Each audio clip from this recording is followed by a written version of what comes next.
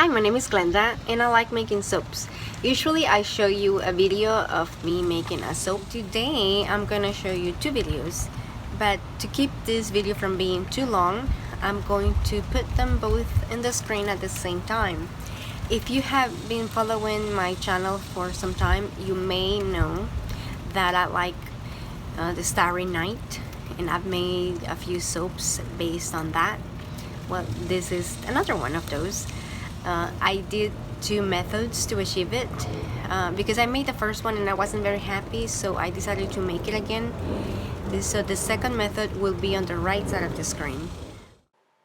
I start by preparing the colors, which will be very similar if not identical. However, I did make some changes the second go around, especially in the blue. I did not use ultramarine blue pigment like I did on the left, because I felt that even though I combine it with a mica, it still sped up trace too fast. Then I added the light water solution to the oils and I stick blended it until it reached emulsion.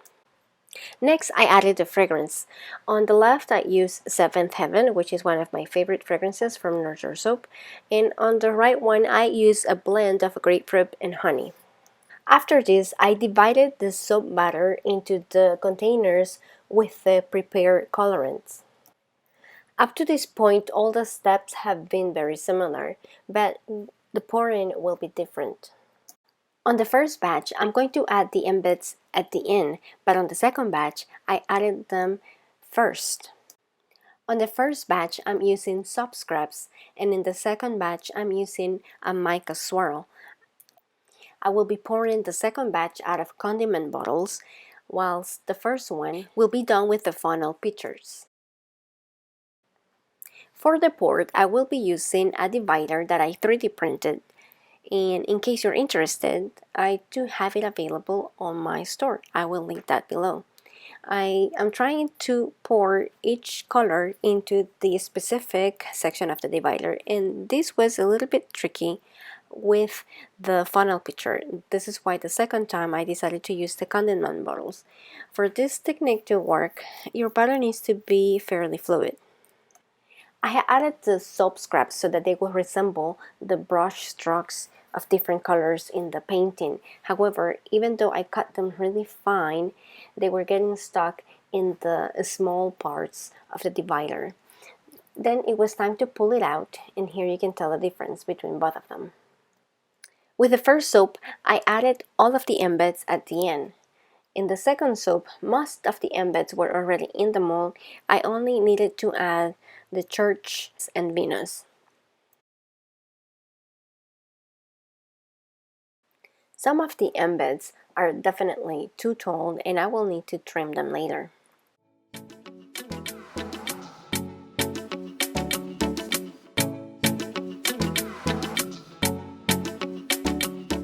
For the second painting, I added some glitter in the white portion of the soap to two of the bars.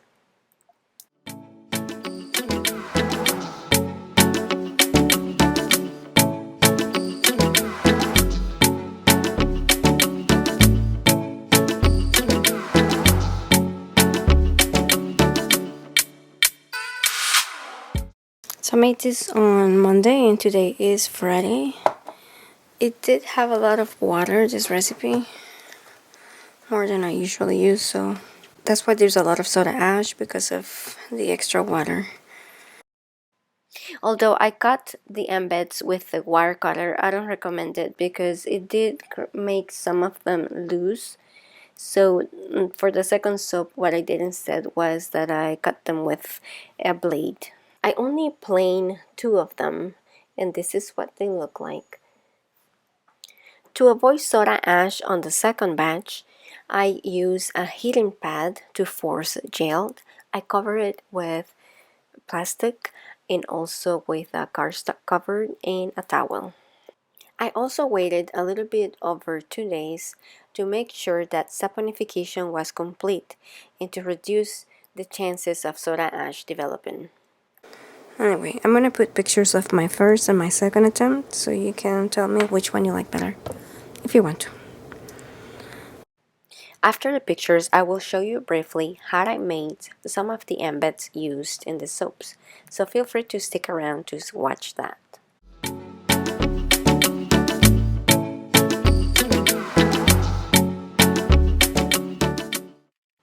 To make the moon, I'm going to roll a piece of yellow soap dough into a cylindrical shape or a log. This is going to be the same thickness I want the moon to be. And then with a flower cutter, I'm using one of the petal shapes to remove the inside part of the moon so that it looks like a crescent moon. And I'm going to use a brush to, well, just the stick part of it to help create this shape as well.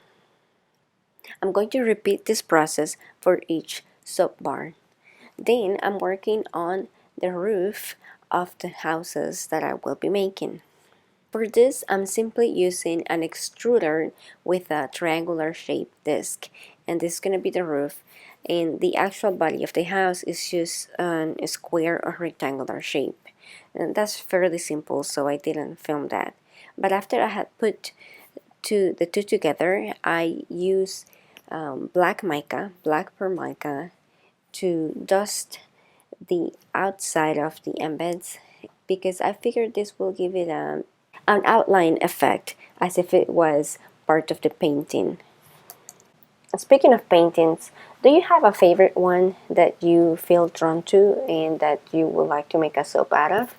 If so, feel free to comment down below. Thank you for watching. See you next time. Bye.